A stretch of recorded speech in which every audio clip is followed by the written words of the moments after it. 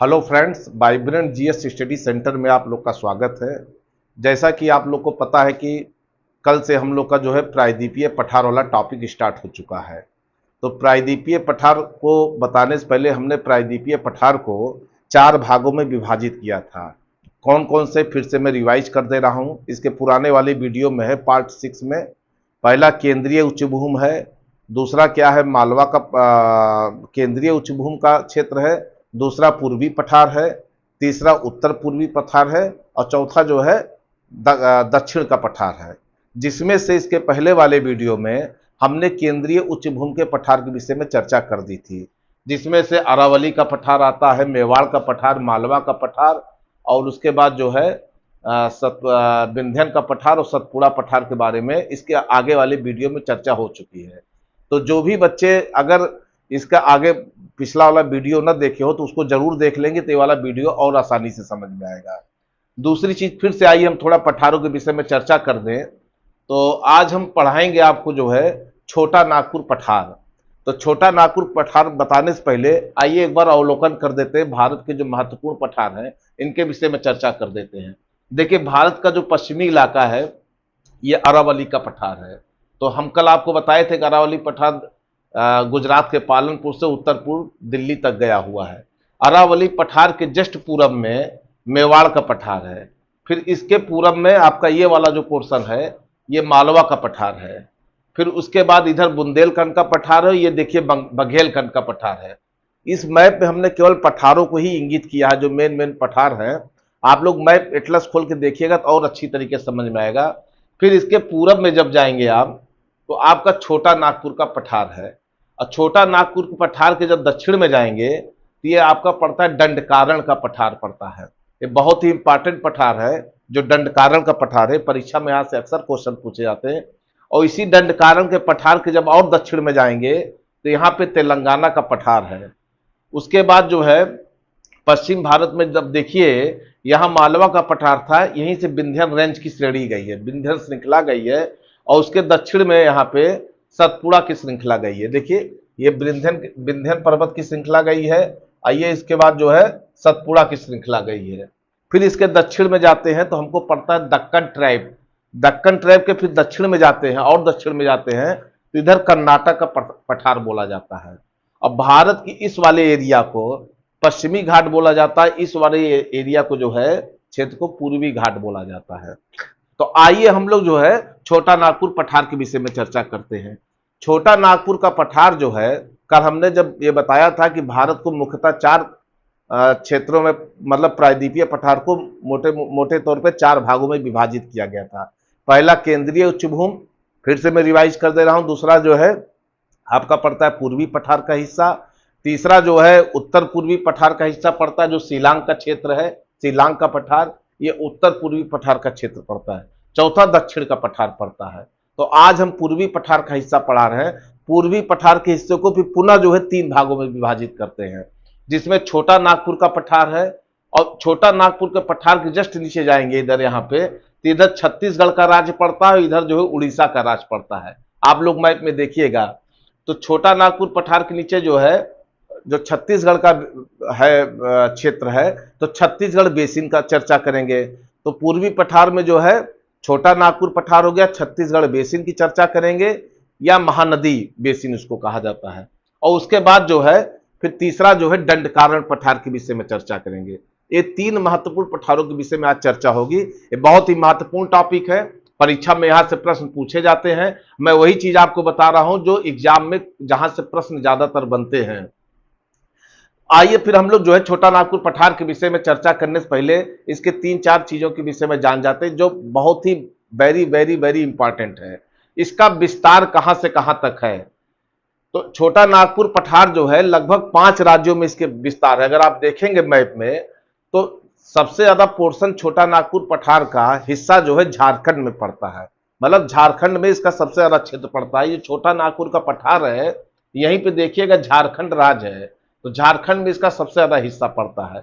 दूसरा क्या है, छोटा नागपुर के जब जैसे ही उत्तर की तरफ आप बढ़ेंगे तो ये बिहार का राज्य पड़ जाता है। तो छोटा नागपुर पठार जो है, जो बिहार का दक्षिणी सीमा है, वो छोटा नागपुर पठार से टच करता है, मतलब उसकी सीमा से मिलता है। तो इसका मतलब यह छोटा नागपुर का पठार जो है बिहार से भी होकर के गुजरता है। फिर यहीं पे देखिए पश्चिम बंगाल वाला एरिया है, इसके पूरब साइड में जाते हैं तो छोटा नागपुर पठार का जो पूर्वी सीमा है, एक प्रकार से कह दीजिए पश्चिम बंगाल का जो पुरुलिया जिला है उधर से होकर के गुजरता है। उसके बाद जो है छत्तीसगढ़ का उत्तरी क्षेत्र, अभी आपको बताया छोटा नागपुर पठार के दक्षिण में जब जाएंगे इधर तो इधर छत्तीसगढ़ पड़ता है, इधर जो है आपका ओडिशा राज्य पड़ता है। तो छत्तीसगढ़ का उत्तरी जिला मतलब छत्तीसगढ़ का उत्तरी पोर्शन, उत्तरी क्षेत्र और ओडिशा राज्य का उत्तरी क्षेत्र, ये सब जो है छोटा नागपुर पठार की सीमा मतलब छोटा नागपुर पठार से मिलते हैं। अर्थात छोटा नागपुर पठार का जो क्षेत्र है वो झारखंड हो गया, बिहार हो गया, आपका पश्चिम बंगाल हो गया, छत्तीसगढ़ हो गया और आपका कहां पड़ता है, ओडिशा राज्य में।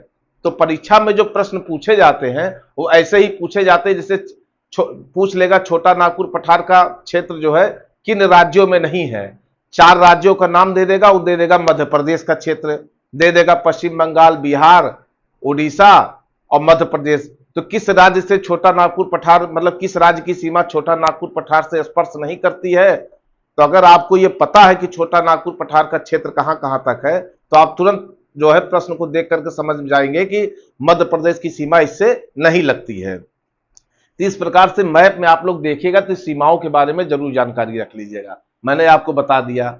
अब दूसरा पॉइंट इसमें यह आता है कि छोटा नागपुर पठार में हमने तभी आपको राज्यों के विषय में बताया, अब कौन कौन से पठार इसके उत्तर पूरब में पड़ते हैं। तो छोटा नागपुर पठार जो आप देख रहे हैं इसके उत्तर पूरब में जो है राजमाल की पहाड़ी पड़ती है। छोटा ये उत्तर पूरब, ये पूरब वाला पोर्शन है, ये उत्तर पूरब वाला पोर्शन है। तो छोटा नागपुर पठार का जो उत्तर पूर्वी सीमा है वो पड़ता है राजमाल की पहाड़ी पड़ता है। उसके बाद क्या होता है, इसके दक्षिण में छोटा नागपुर पठार, ये पूरा छोटा नागपुर पठार है, इसका जो दक्षिणी सीमा है ये रांची का पठार है। और उसके बाद जो है अब आता है उत्तर में हजारीबाग का पठार है, अर्थात इसके उत्तर में हजारीबाग का पठार है, उत्तर पूर्व में जो है आपका जो है किसका पठार है, राजमहल का पठार है, राजमहल की पहाड़ी या पठार कह सकते हैं, और दक्षिण में रांची का पठार है। ये 3 महत्वपूर्ण हो गया। अब चौथा पॉइंट ये है कि जो छोटा नागपुर का पठार है ये कोयला उत्पादन की दृष्टि से यहाँ पे कोयला बहुत ज्यादा, कोयला उत्पादन की दृष्टि से बहुत रिच क्षेत्र है।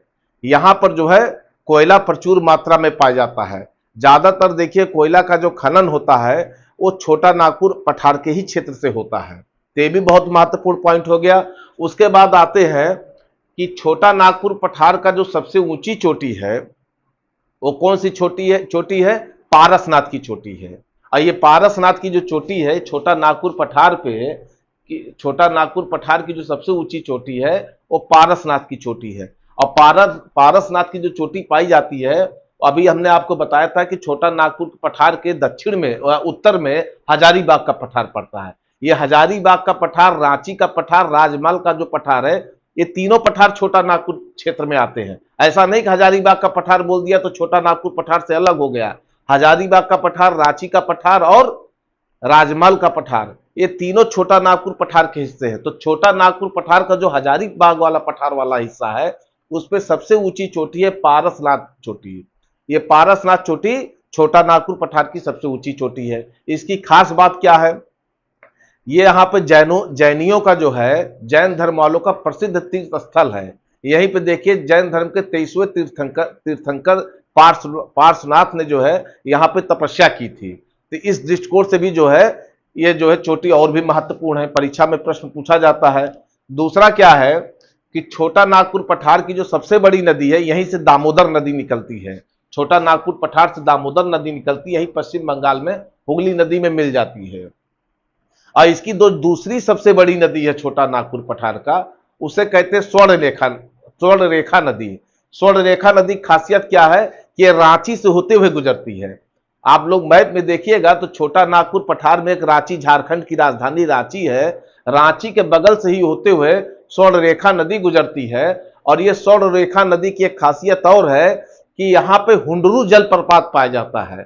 तो पूछा जाता है प्रश्न में हुंडरू जलप्रपात जो है किस नदी पर पाया जाता है, तो हुंडलू जलप्रपात जो है स्वर्णरेखा नदी पे ही जो है, स्वर्णरेखा नदी हुंडलू जलप्रपात का निर्माण भी करती है।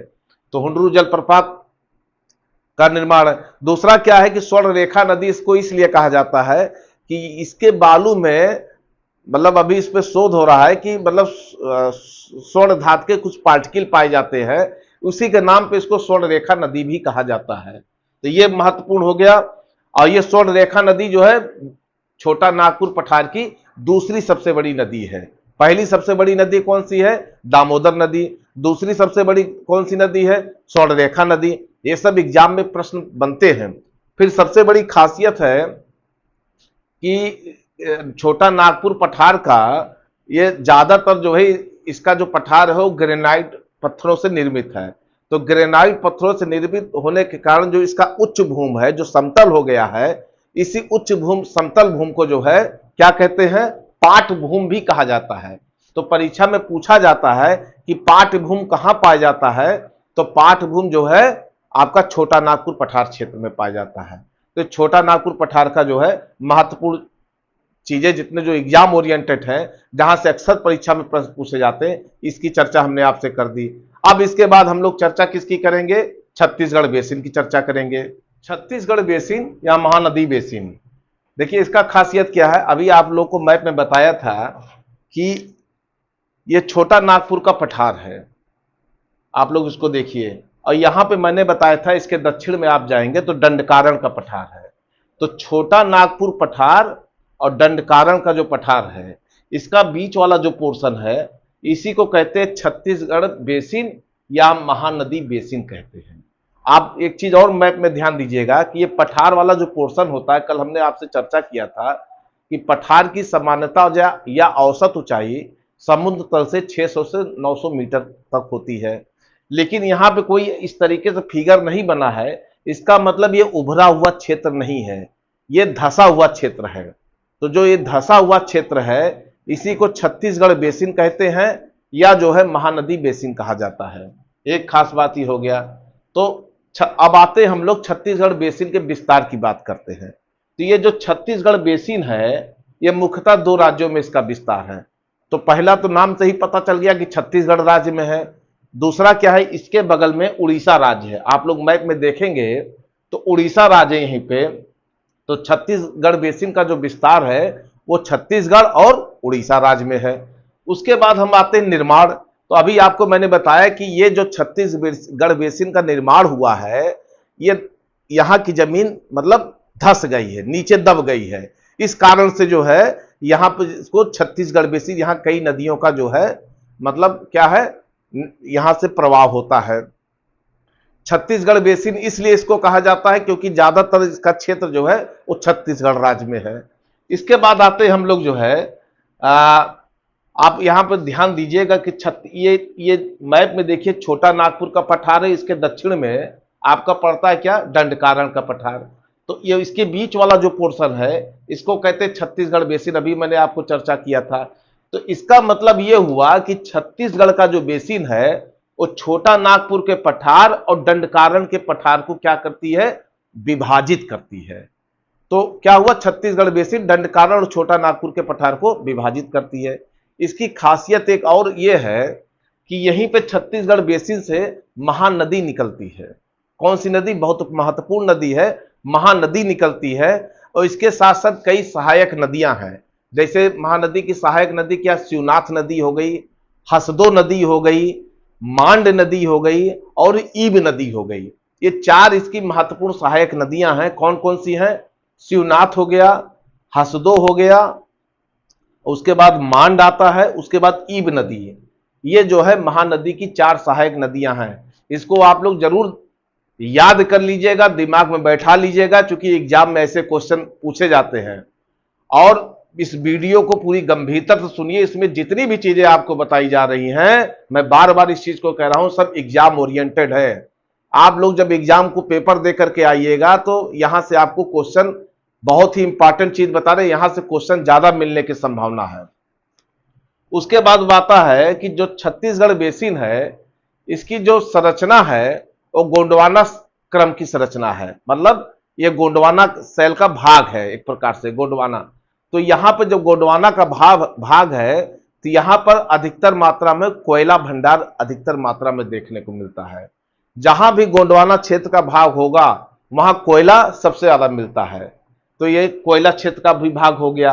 इस प्रकार से जो है छत्तीसगढ़ बेसिन जो है बहुत महत्वपूर्ण बेसिन। तो देखिए दंडकारण्य, ये लिखा हुआ है दंडकारण्य का पठार, ये देखिए हरे रंग से लिखा है, हमने इसे सीधा लंबा लंबा लिख दिया है, दंडकारण्य का पठार।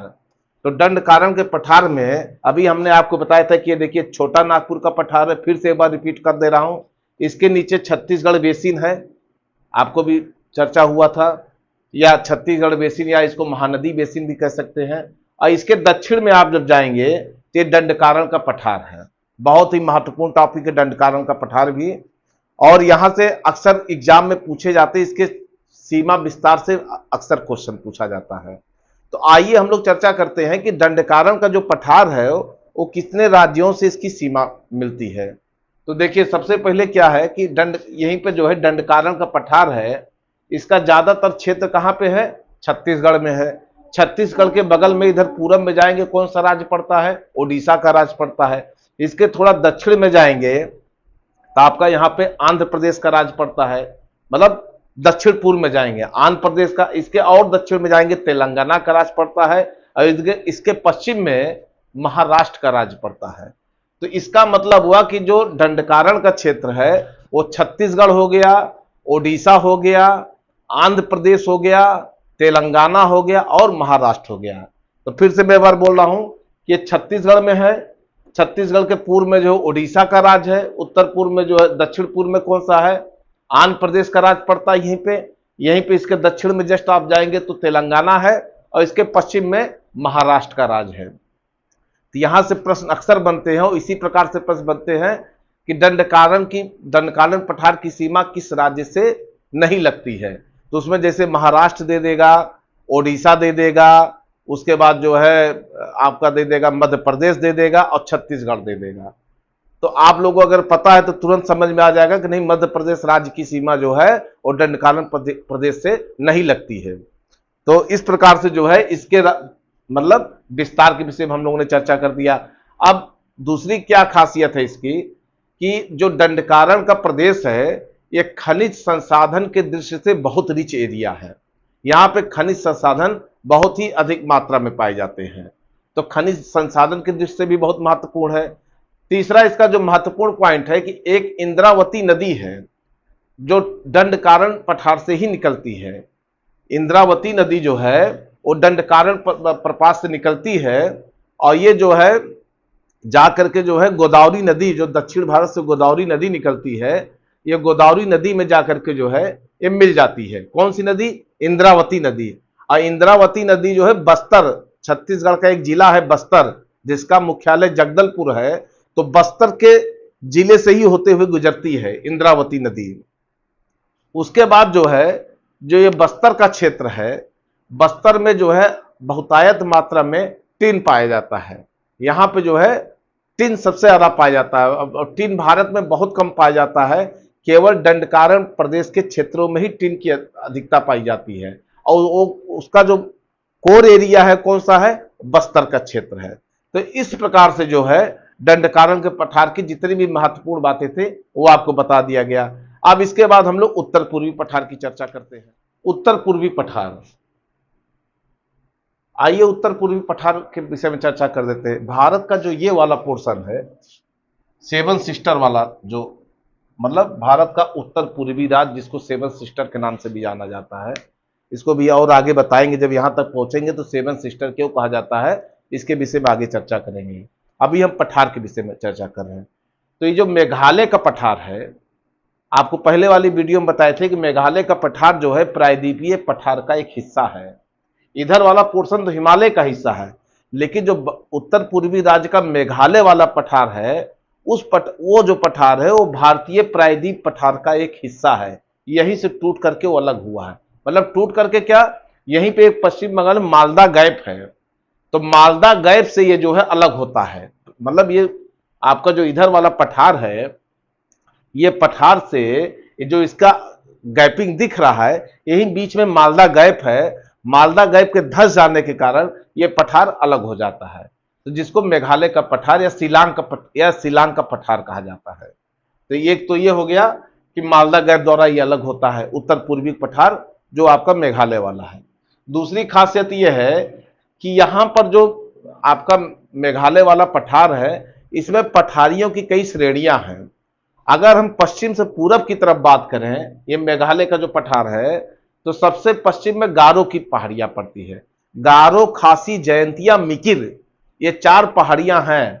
तो सबसे पश्चिम में कौन सा है? गारो है, उसके पूरब में जाएंगे खासी, फिर उसके पूरब में जाएंगे जयंतिया, फिर उसके पूरब में जाएंगे मिकिर। तो ये चारों पहाड़ियों का जो क्रमबद्ध श्रृंखला है, ये एग्जाम में पूछा जाता है। गारो, खासी, जयंतिया, ये कहां पे है? मेघालय में पड़ती है। एक और इसका महत्वपूर्ण बात यह है कि ये मेघालय का पठार है, ये कीप नुमा आकृति ली हुई है। तो कीप नुमा आकृति लेने के कारण जो है, जो बादल जाता है तो इससे टकरा करके यहां पे बारिश बहुत ज्यादा होती है। ये बारिश प्रधान क्षेत्र है, तो यहां पे अक्सर बारिश होती रहती है, हर 2-2, 3-3 घंटे में बारिश होती रहती है। तो क्या होता है कि आप लोग जानते होंगे कि यहां पे एक चेरापूंजी स्थान था।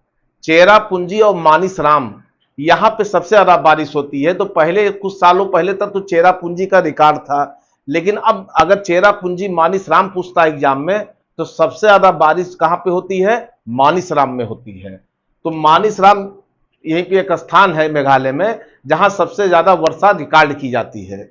उसके बाद क्या है, खास बात क्या है कि इसी मेघालय के पठार में शिलांग का पठार भी है। जो शिलांग का पठार सबसे ऊंचाई पे बसा हुआ है, खासियत इसकी।